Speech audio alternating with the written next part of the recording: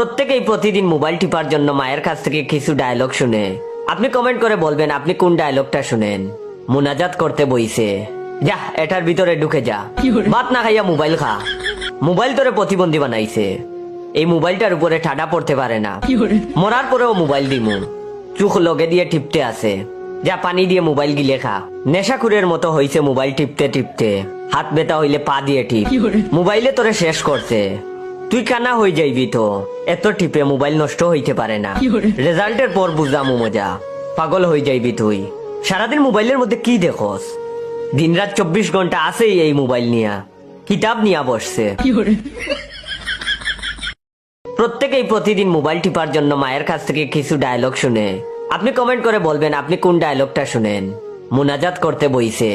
যা এটার ভিতরে ঢুকে যা, ভাত না খাইয়া মোবাইল খা, মোবাইল তোরে প্রতিবন্ধী বানাইছে,